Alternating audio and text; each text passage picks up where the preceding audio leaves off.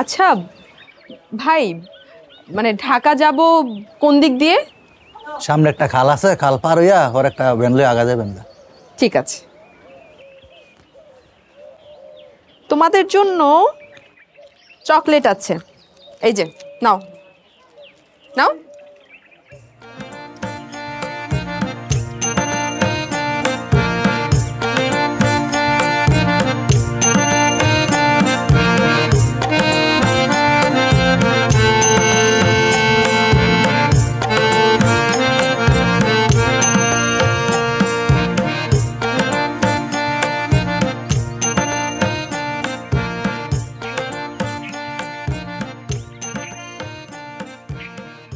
বোকামি হলো, গ্রাম থেকে কেউ একজনকে সাথে নিয়ে আসলেই হতো। অ্যামেজিং, অনলি বাম্বো, এটার উপর দিয়ে যেতে হবে? How comes? আর কি ধরে পার হব? কি ভয় পাচ্ছেন? এদিকে আসুন, এদিকে আসুন, আমি করে দেন না, আমার দিকে হাতে দেন, পার করে দিচ্ছি। আসুন আসুন, এদিকে আসুন, এদিকে আসুন। আসলে আমি তো কখনো এরকম ন্যারো পথ পার হইনি। আমি জানি শহরের লোকজন এটা পার হতে পারে না। আসেন, হাত পরিষ্কার আছে, আসেন আসেন, সাবধানে। হ্যাঁ আসেন, ভয় পাওয়ার কিছু নেই, আসেন। এদিকে কই আসছিলেন? এই দিকটাতেই ফটোগ্রাফি করছিলাম। ও আচ্ছা আচ্ছা, আসুন। হ্যাঁ, ভয় পাওয়ার কিছু নেই, আসেন আসেন, ভাঙবে না, পড়বেনও না, আসুন দিন। হ্যাঁ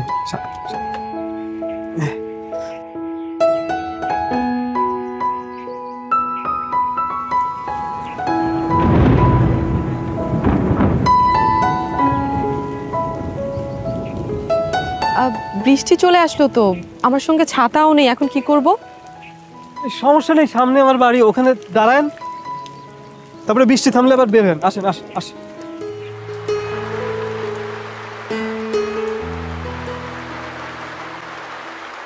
হাই হাই, বৃষ্টিতে ভিজে কি অবস্থা! যাও, হাত মুখ ধুয়ে নাও, তাড়াতাড়ি মাথাটা মুছে নাও। আমরা তো গ্রামের মানুষ, আমাকে কিছু হয় না বৃষ্টিতে ভিজলে। কিন্তু তুমি তো শহরের মেয়ে, বৃষ্টিতে বেশিক্ষণ ভিজলে সেই পানিতে জ্বর চলে আসবে নি। যাও। আমিও আসলে বুঝতে পারিনি তো, হঠাৎ করেই বৃষ্টিটা পড়লো। কিন্তু এই কাপড়গুলো তো না ধুয়ে আমি আর পরতে পারবো না। আরে আমি ধুয়ে দিবানি, যাও একটু হাত মুখ ধুয়ে আসো, যাও। তবে আমি ফ্রেশ হয়ে কি পরবো? আরে আপনি এই শাড়িটা পরেন, একদম নতুন। হ্যাঁ, ও আপনি কি শাড়ি পরতে পারবেন না? আরে চিন্তা করিস না, আমি পরাই দিবানি। যাও তোমা, হাত মুখ ধুয়ে নাও, যাও। ছি, তুই বরং যা, বাজারে যা, বাজারে গিয়ে একটু ভালো মন্দ কিছু কিনে আন, মেহমান খাবি। আচ্ছা আপনারা আমাকে নিয়ে এত অস্থির হবেন না, আমি রাতেই চলে যাব। রাত্রি চলে যাবা? কি বলতিস? এই কি বলিস তুই? রাতে যেতে পারবেন না তো? শেষ বাস যেটা, ওটা তো চলে গেছে, কালকের আগে কোনো বাস নেই। তাই নাকি? তার মানে আজকে আমার এখানেই থাকতে হবে। ঠিক আছে, তাহলে কাল সকাল আমি কয়টায় বেরোতে পারবো? কাল সকালে 6টার পরে 1 ঘন্টা পর পর বাস আছে। আপনি কখন যাবেন বললেন? আমি আপনার সাথে তুলে দিয়ে আসবো। আমি 8টা-9টার দিকে বের হব। তাহলে ভালোই হয়, সকালে পিঠা বানাবনি। হ্যাঁ, সেটা খাই যেতে পারবা। যাও, এখন যাও তো। শোন, এই যে এটা নিয়ে কিছু ভালো মন্দ কিনা নিয়ে, মেহমান তো শোস না, যা। হ্যাঁ।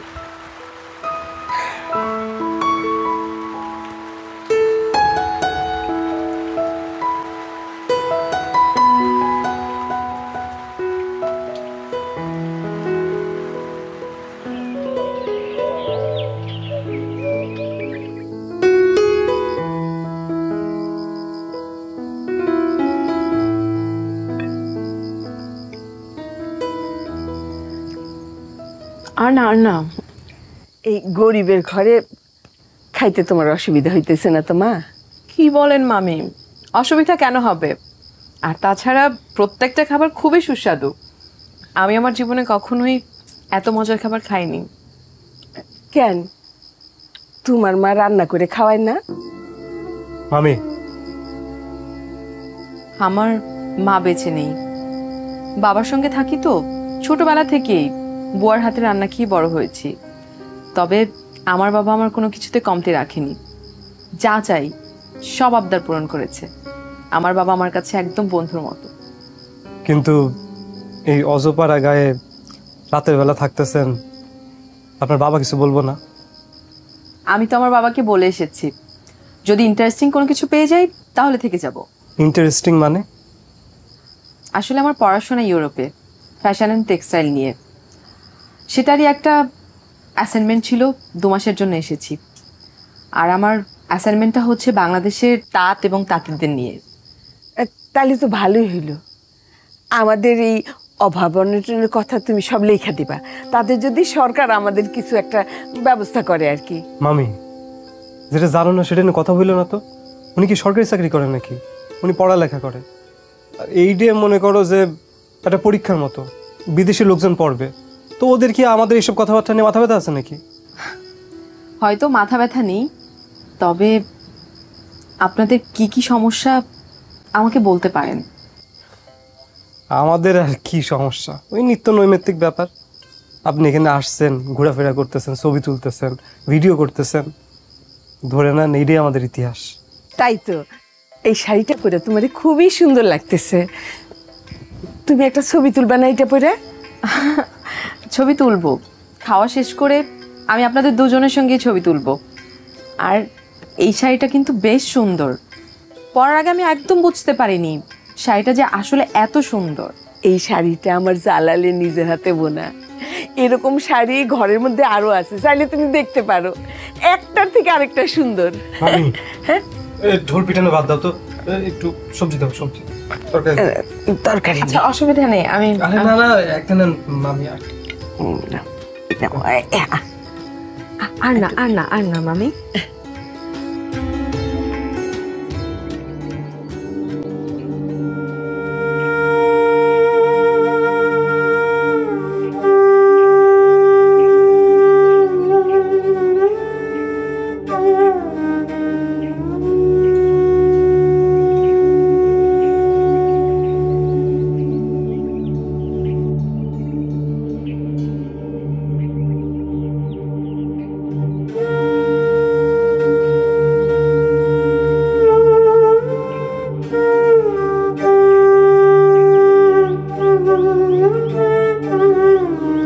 আরে তুমি তো এত ভোরে উঠে গেছো। হ্যাঁ মামি, বাঁশির শব্দে আমার ঘুম ভেঙে গেল। এত সুন্দর বাঁশি কে বাজায়? ও তো আমাকে জালাল, রোজ সকালে খাল পাড়ে গিয়া সুর ধরে। আর আজকে তো রাতে বাহির বাড়িতেই ছিল। বাহির বাড়িতে কেন ছিল? ওই যে রাত্রে তোমারে তার ঘরটা ছাইড়া দিল না, কত করে কইলাম তার ঘরে গিয়া শো, তাকে আমার কথা শুনে ওই ঘরে তো যাইতেই চায় না মোটে। তাঁত ঘরে? ঘরে মা, যেমন ছিল ঘরটা তেমনই আছে, কেউ তালা খোলে না। তাঁত কি বন্ধ? জালালের মামা মারা যাওয়ার পর থেকে বন্ধ। সে জীবিত থাকতে টুকটাক আয় করতো, সেই আয়েই সংসার চলতো। আর এখন? কি বলবো মা, জালাল রে ওর মামা পড়ালেখা শিখাইছে, ডিগ্রি পাস করাইছে, কিন্তু সে চাকরি বাকরি করবে না। কি সুন্দর যে শাড়ি বুনে ছেলেটা, কিন্তু বাজার পায় না। অনেক অভিমান। কিসের অভিমান মামি? ছেলেটার বুকের মধ্যে চাপা কষ্ট রে মা। ওর মা ওর নামে তাঁত ঘরটা লেখা দিয়া ধীরে ধীরে ধীরে ধীরে অসুস্থ হইয়া এই দুনিয়া থেকে চলে গেল, আর ওরে দুঃখের সাগরে ভাসাই দিয়া গেল। আর বাবা কোথায়? তোমার বাবারে নিয়ে কালকে যখন কথা বলতেছিলা, ওর মুখটা কেমন শুকায় গেছিল। ওর বাবা তো থাইকেও নাই। এই দেখো তুমি বেড়াতে আসছো আর তোমারে আমি দুঃখের কাহিনী শুনাইতেছি। যাও, তুমি জালালে একটু ডাইকে নিয়ে আসো, আমি তোমাদের নাস্তা পানির ব্যবস্থা করি। ঠিক আছে।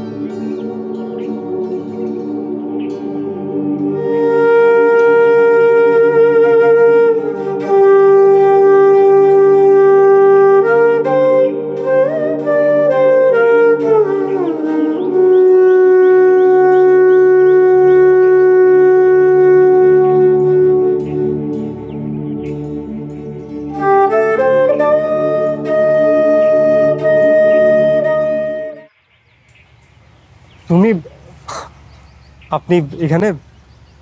আমাকে তুমি করেই বলতে পারো, নাকি বন্ধু হতে কোনো অসুবিধা আছে? তাঁত নিয়ে, তাঁতিতে জীবন নিয়ে কেউ যদি কাজ করে তাহলে তো আমি তারা এমনি সাহায্য করব, আর বন্ধু হলে তো। তুমি কিন্তু দারুণ বাজাও, তবে তোমার বাঁশির সুরটা কেমন যেন করুন, একদম বুকের মধ্যে এসে লাগে। আসলে না বলা কথাগুলো জানি কেমনে বাসে বুঝতে পারে আর সুর হয়ে বের হয়। কেন বলতে পারো না?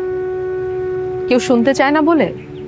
হয়তোবা, কিন্তু আমার আসলে দুঃখের কথা বলতে ইচ্ছে করে না, কষ্টের কথা তো বুঝাইতে ইচ্ছে করে না, কষ্ট বাড়ে।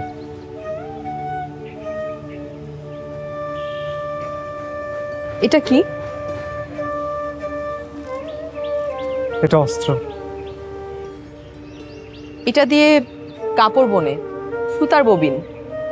এটা আমার একটা অস্ত্র, বেঁচে থাকার অবলম্বন। ছোটবেলায় আমার মা এটা আমাকে দিছিলেন, বলছিল যে না থাকুক আর না থাকুক, এটা একদিন জীবন যুদ্ধে আমাকে জয় করবে, জয় আমার হবেই। তুমি এখন তাতে বসো না কেন? এতদিন তো করছি, পড়ালেখা করে অন্য পেশায় না যেয়ে কাপড়ই বুনছি। এই তল্লাটে আমার থেকে ভালো কাপড় কেউ বুনতে পারে না, কিন্তু এসবের কোনো মূল্য নেই। কেন মূল্য নেই? সবই লোভী ব্যবসায়ীর হাতে জিম্মি। বাদ দাও, এসব শুনে তোমার কোনো লাভ নেই, আর তোমার ওই অ্যাসাইনমেন্টও কোনো কাজে আসবে না। তার থেকে চলো, তাঁতি পাড়াগুলো তোমাকে ঘুরিয়ে দেখে চল। ঠিক আছে।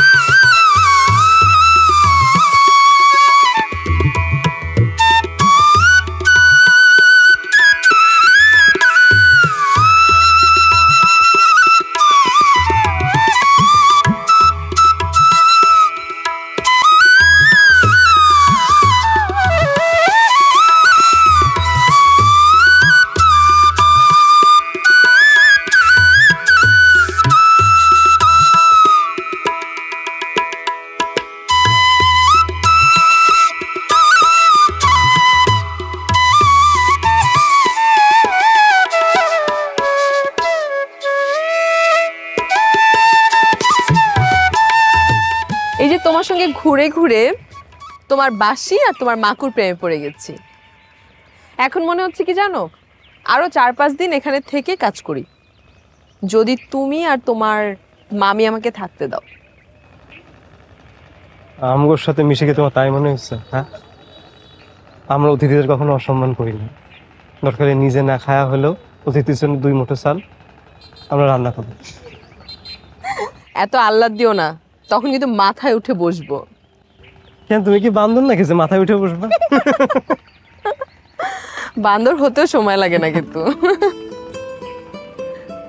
আর মন খারাপ থাকলে এখানে এসে বসে থাকি, এই যে নদীর পাড়, জায়গাটা আমার খুব প্রিয়। জায়গাটা আমারও প্রিয় হয়ে গেছে, কিন্তু ভালো লাগে।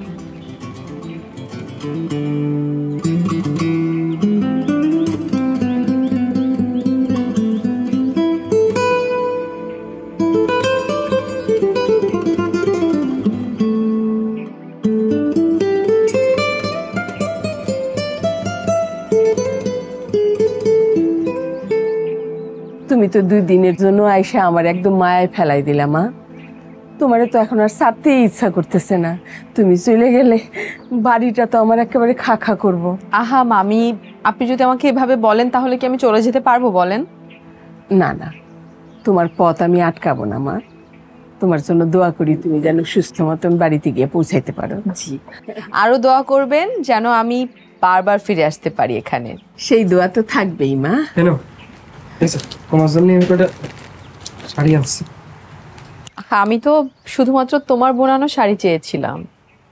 এই সবগুলোই আমার নিজের হাতে বোনা, অনেক যত্নে আর ভালোবাসায় বুনছি এগুলো।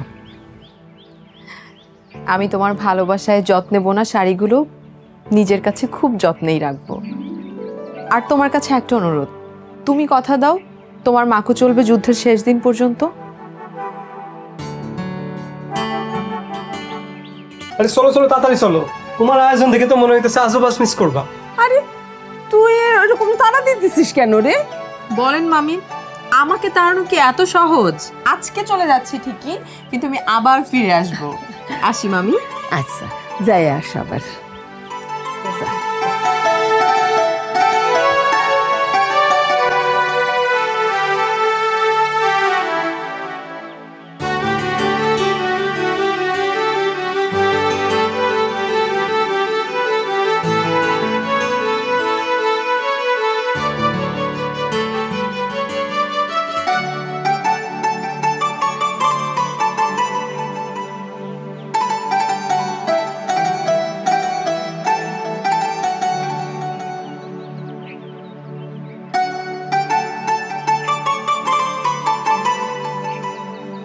মেয়েটা আসলেই একটা জাদু। 2 দিনের জন্য আইসা কি কইরা দিয়া গেল। আমার বাউলা ছেলে একেবারে মানুষ হইয়া গেল।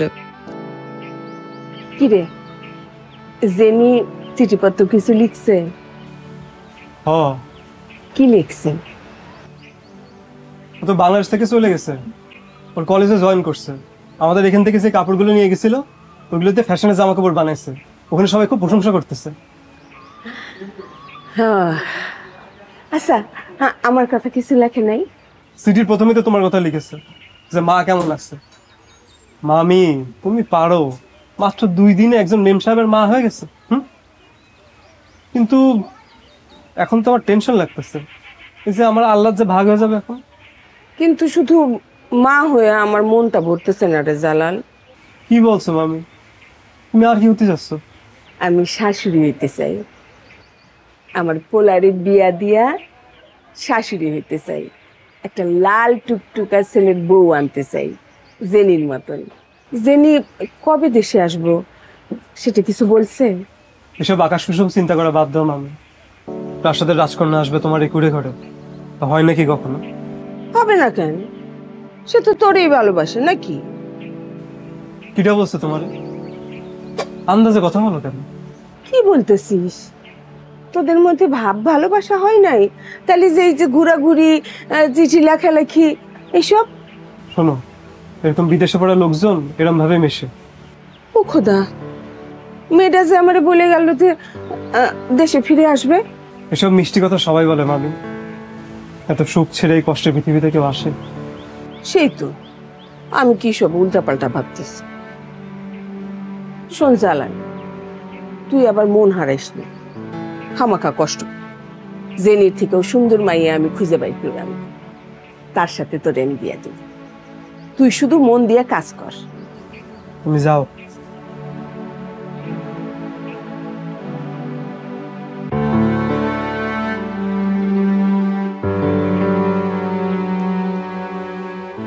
আমি কি আসলে মন হারাইছি? মামি ঠিক বলছে, কষ্ট পাওয়া যাবে না। তবে জেনি, তুমি আসো আর নাই আসো, তোমার স্বপ্নের কাপড় আমি বুনে যাব সারা জীবন।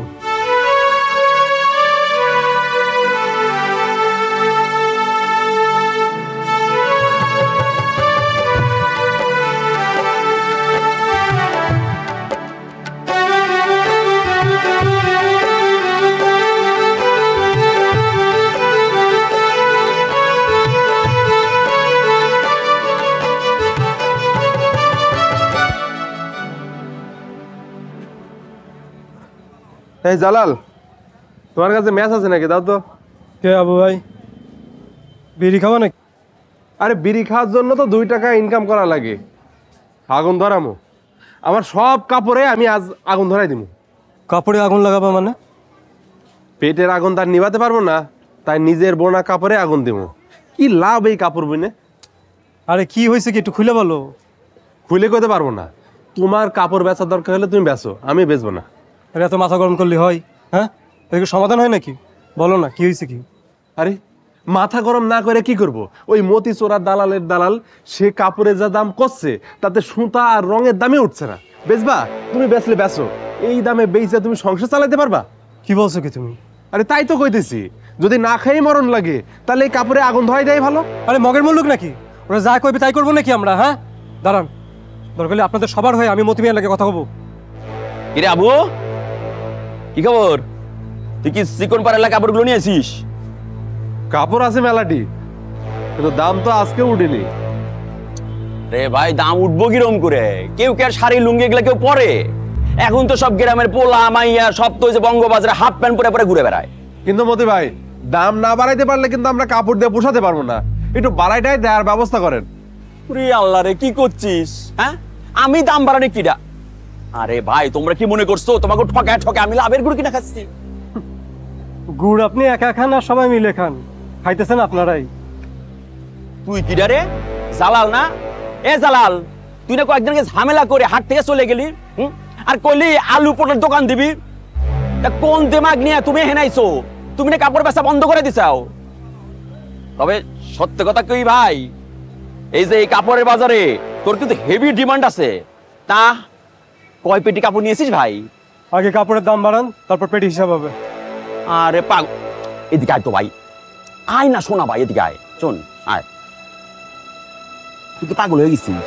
তোর জিনিসের কোয়ালিটি ভালো, তোর কিছু টাকা বাড়ায় দেবো, আর তুই সবার সামনে গলা বাড়াইতেছিস কেন? হ্যাঁ শোন, তোর টাকা দিলে এই টাকা নিয়ে ডাইরেক্ট হাট থেকে বাড়ির দিকে আদা দিয়ে দিবি। আমার কি আপনার মতো দালাল পাইছেন নাকি? হ্যাঁ, যে লাভের ঘুরে আমি একাই খাবো? শুনেন, এই বাজারে সব শ্রমিকরা সমান পরিশ্রম করে। হ্যাঁ, কাপড়ের কোয়ালিটি অনুযায়ী দাম ওঠানামা করতে পারে, কিন্তু শ্রমের দাম তো উঠবো নাকি? আপনি যদি দাম আজকে না বাড়ান, এই আবু ভাই, এই আমরা কেউ কাপড় বেচুম না। হ্যাঁ, তুই সবার সামনে গলা বাড়াইতেছিস? হ্যাঁ, তুই কি সবার সামনে আমাকে পলিটিক্স করতেছিস? সেটা আপনি যা ইচ্ছে তাই ভাবেন। যদি আপনি দাম বাড়ায় না দিতে পারেন, আমরা আজকে কেউ কাপড় বেচুম না। রে আল্লাহ, দেখ রে, কাপড় বেচে উঠবো না। ঢাকা শহরে যাও, ঢাকা শহরে গাড়ি ভাড়াতে যাও, যাই ওখানে যা কাপড় বেচো গা, আমি আর কাপড় নিবো না তোমাকে। যাবো? তাহলে আপনি যার যার থেকে কাপড় নিছেন সবগুলো ফেরত দেন, আমরা যাইতেছি। কত বড় সাহস! হ্যাঁ, আমি মতি কাপড় কিনা হে কাপড় ফেরত দেবো মানুষেরে? তোর কিন্তু সাহস কিন্তু বেড়ে যেতেছে। এই ভালোই ভালোই, তুই আট থেকে বাড়িতে যা। আর তুই বাড়িতে না যাস, আমার সব কোলা পানি ডাইকে আমি কিন্তু থাপড়ায় তোরে কিন্তু আট থেকে বের করে দেবো। এই তুই তো আমার সাথে ওমা ওমা ওমা ওমা ওমা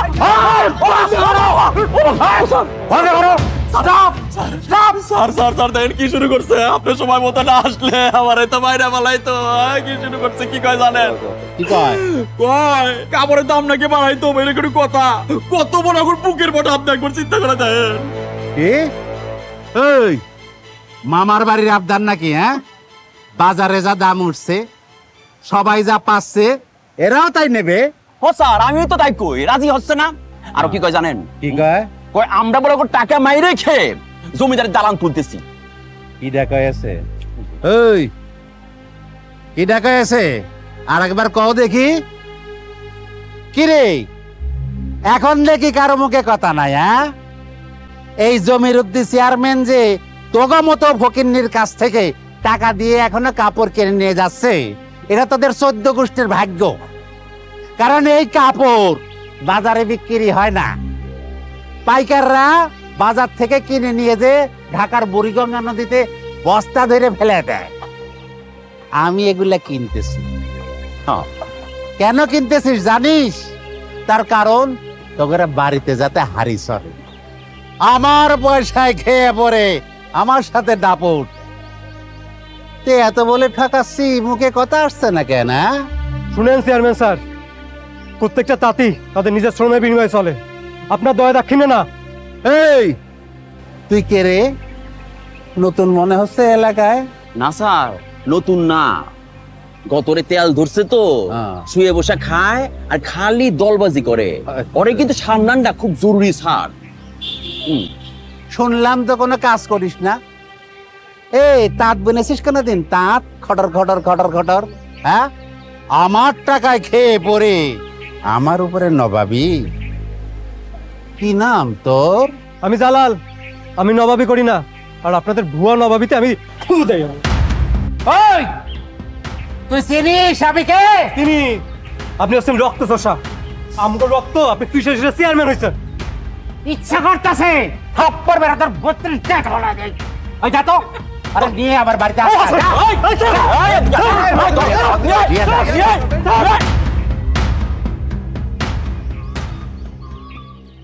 মামি, মামি, আরে জেনি তুমি হঠাৎ, আসো আসো আসো আসো। ভালো আছেন? ভিতরে আসো। হ্যাঁ আছি, ভালো আছি। বসো বসো মা বসো। তা তুমি যে হঠাৎ করে আসলা, জালাল জানে? না জানে না, তবে বিশাল বড় একটা গুড নিউজ আছে, আর এ কারণেই আমি এমার্জেন্সি চলে আসলাম না জানিয়ে।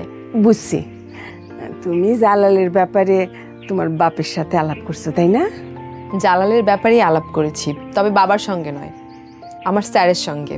স্যার আমার জন্য একটা ইন্টারন্যাশনাল ফ্যাশন ইভেন্টের প্ল্যান করেছে, আর সেই ইভেন্টের স্পেশালিটি হচ্ছে ক্লদিং। জালালের বোনানো কাপড় দেখে আমার স্যার তো ইমপ্রেসড হয়ে তার কাপড় দিয়ে পুরো ইভেন্টটা কমপ্লিট করতে চাচ্ছে।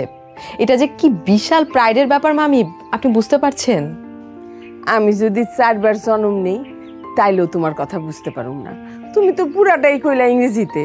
মামি আপনি বুঝতে পারছেন না, এটা জালালের জন্য বিশাল বড় একটা অপরচুনিটি।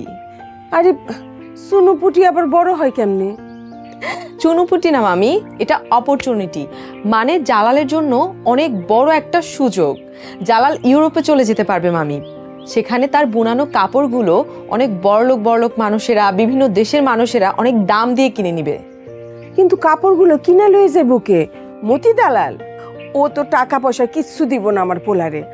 এই দেখো না, আজকে যে হাটে কাপড়গুলো নিয়ে গেছে ওগুলি কত দামে বিক্রি করে সেটা দেখো। আচ্ছা মামি, জালাল কি বাসায় নেই? না, সেই ভোর সকালে গেছে, তারপর দেখো সকাল গিয়া বিকাল হইল, এখন পর্যন্ত কোনো খবর নাই, নাওয়া নাই খাওয়া নাই। কেমন চিন্তার কথা বলো তো। তাহলে কি অন্য কোথাও যাবার কথা?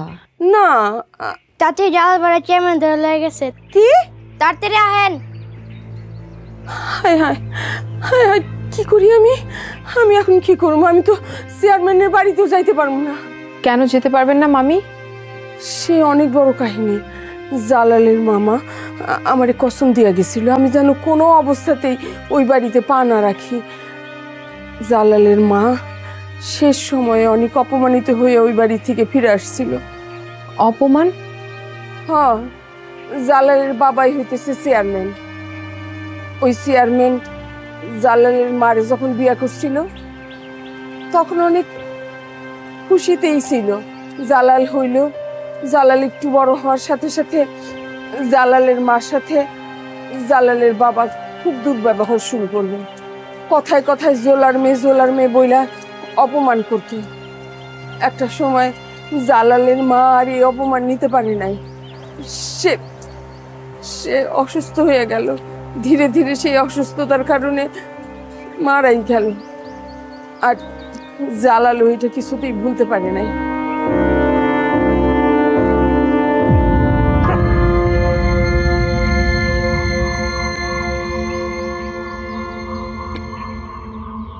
দেখছাও, তোমরা সব দেখছাও এই স্যামরার এত বড় সাহস, হ্যাঁ? মীর বাড়ির চেয়ারম্যানের সাথে লেখপার আসে, পিটার হাড়হাড্ডি ঘুরে করে দাও। জমিরুদ্দিন চেয়ারম্যান যদি এতই সাহস থাকে তাহলে 10 জন মিলে আটকে রাখছেন কেন? আসেন সামনাসামনি, পাঠিয়ে যাবেন। তুই যে চেয়ারম্যানের মতো সমান সমান হয়ে এখানে যুদ্ধ করবে চাচ্ছু, তুই সমানের সমান হলে কি হবে? হ্যাঁ, আরে চুপ থাকেন, বংশের জওয়ান তো আমিও দেখাইতে পারি। কলিজায় যদি এতই ভয় থাকে তাহলে সবার সামনে হাত স্বীকার করে নেন। বড় বড় রে, হ্যাঁ? তোর বাপের নাম কিন্তু আমি ছুটাই দেবো। জুলাস ছেলেরা কখনো বাপের নাম মনে রাখে না, শোনাবেন কেমনে? তার মানে তুই বেদম্মা। জালাল, এই অস্ত্র মানুষ মারার জন্য না, যে অমানুষ তাকে মেরে কি লাভ? এই মেয়ে এসে আমাদের যুদ্ধটা থামায় দিল। কে এই মেয়ে? কি তার উদ্দেশ্য? আমি এই এলাকায় বেশ কিছুদিন ধরে আসা যাওয়া করছি। আপনি কোনো ভালো কাজ করেছেন কিনা সেটা আমি জানি না, তবে এই এলাকার সব মানুষের আপনাকে নিয়ে অনেক অভিযোগ শুনেছি। তোমারে কিডা পাঠায় আছে? হ্যাঁ, কাও দেখি। তুমি কি আমার বিরুদ্ধে সালিশ করতে আসছো নাকি? হ্যাঁ, কে তোমারে পাঠাইছে? না, কেউ আমাকে পাঠায়নি, আর আমি কোনো সালিশ করতেও আসিনি।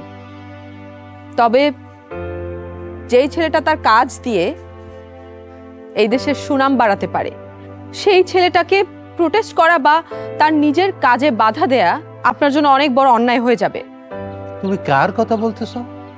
এই যে এই ছেলেটা জালাল, এছাড়াও এই এলাকার অনেক তাঁতির বোনা কাপড়ের বিশাল চাহিদা রয়েছে ইউরোপে, আর এই সুযোগ যদি কাজে লাগাতে পারে তাদের উপকার তো হবেই, আপনারও কিন্তু সুনাম বাড়বে।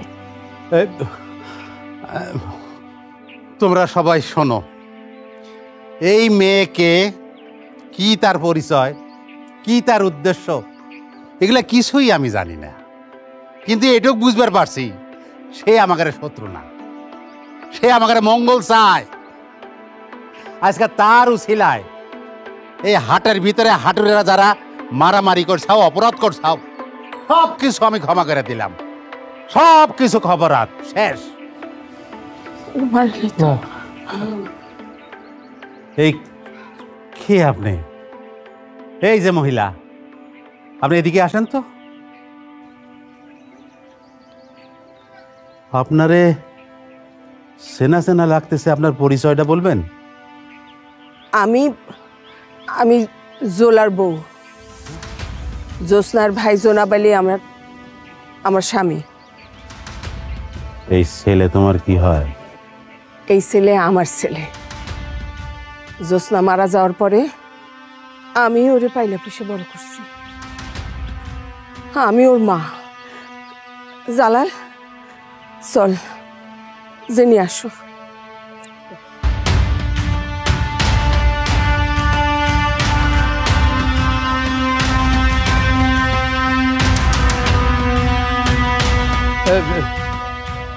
তোমরা যাও, যাও, বাড়ি যাও, বাড়ি যাও, আমার একটু একা থাকবার দাও।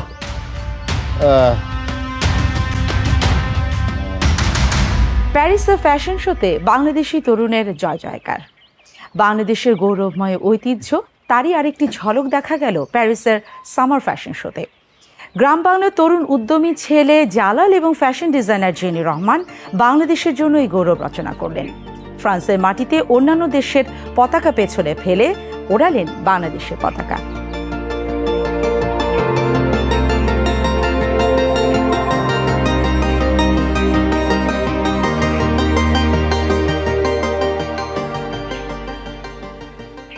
ভাবি সাহেব, ও ভাবি সাহেব, আরে ভাবি সাহেব, আসেন আসেন। আরে ভাই সাবাস, আরে আপনি বসেন, এত বসেন। আরে এত অস্থির হয়েন না, এদিকে ছায়ায় বসি, আসেন। আরে আপনি আর একটা নিয়ে আসেন তো, আপনি একটু শান্ত হয়ে আমার পাশে বসেন। ও যা গরম পড়ছে, বসেন এদিকে আমার পাশে এসে শান্তি মতো বসেন, দুইটা সুখ দুঃখের আলাপ করি। ভাই সাহেব, জালালি তো বাড়িতে নাই, রং কিনতে গেছে। এত অর্ডার আইছে, দম ফেলনিরই সময় নাই। কথা হইল গিয়া ভাবি সাহেব, আমি তো খুব ভয়ে ভয়ে আছি, মানে জালালের সামনে কি বলি না বলি, ও যদি আপনাদের উঠানে আমারে দেখে হঠাৎ করে রাইগে যায়, আমারে আপনাকে বাড়ি থেকে বাইর করে দেয়। জালাল এরকম হইতেই পারে না। জালালের মামা জালালরে অনেক লেখাপড়া করাইছে, সে এত অভদ্র হইতেই পারবে না। কিন্তু আমি তো জানি ওর মায়ের উপরে আমি কত বড় অন্যায় করছি, আর এইসব বিষয় নিয়ে ছেলেটার মনে নিশ্চয়ই দুঃখ, রাগ, ক্ষোভ এসব আছে। তা সময় ছিল, কিন্তু এখন দেশি বিদেশি কত লোকজনের সাথে মেলামেশা করে, কত কাজ নিয়ে ব্যস্ত। এখন কি এই ছোটখাটো ব্যাপার ওর মনে আছে? কিছু মনে নাই। ভাবি সাহেব, হ্যাঁ, আমি আপনার কাছে একটা জিনিস জানি ভাবি সাহেব। সিসি, আপনি কি কইতেছেন? আপনি এত বড় মানুষ, কি কইতেছেন কোন? আমি আমার ছেলেরে আমার কাছে ফিরে নিতে চাই। আমি জানি জীবনে আমি অনেক অন্যায় করছি, আর সেজন্য আমার অনেক শাস্তিও হয়েছে, কিন্তু আপনি মনে হয় জানেন না যে আমি জ্যোৎস্নারে ছাড়া আরো 3-3টা বিয়ে করছিলাম, কিন্তু জ্যোৎস্নার অভিশাপে কিনা জানি না আমার ঘরে একটা পুত্র সন্তান আমি পাইলাম না। এই জালালি আমার মীর বংশের একমাত্র বাতি। আমি জালালরে ফিরে নিতে চাই ভাবি, আপনি বাইন্দা রাখেন না, আপনি জালালরে আমার কাছে দিয়ে দেন, আমি জালালরে চাই। আপনি একবার তো হাট থেকে আমার উঠে নিয়ে গেছিলেন, আবার কেন আসছেন? কি অপরাধ করছি আমি?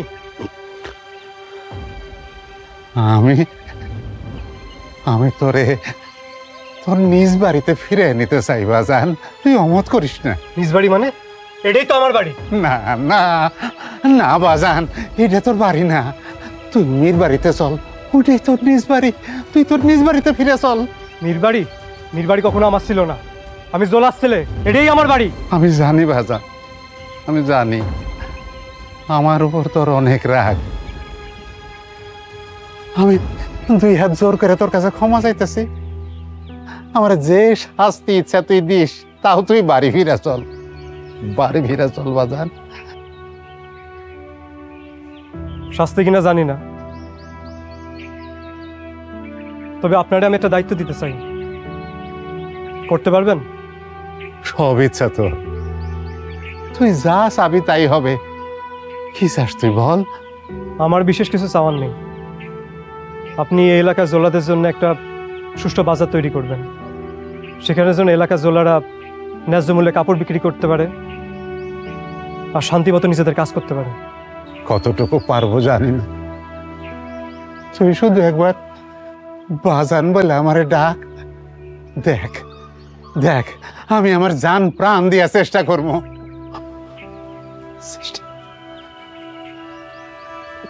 ঠিক আছে আব্বা, আমার এক কথায় যদি জুলা সম্প্রদায়ের মুখে হাসি ফোটে, তাহলে আপনিও মাকে ছুঁয়ে প্রতিজ্ঞা করেন যে আপনি সারা জীবন তাঁতিদের জন্য সৎভাবে কাজ করে যাবেন। আমি মাকে ছুঁয়ে প্রতিজ্ঞা করলাম, যতদিন আমি জীবিত থাকবো এই তাঁতি সম্প্রদায়ের জন্য কাজ করে যাব, তাদের মঙ্গল করে যাব। হায় বাজান, আমার বুকে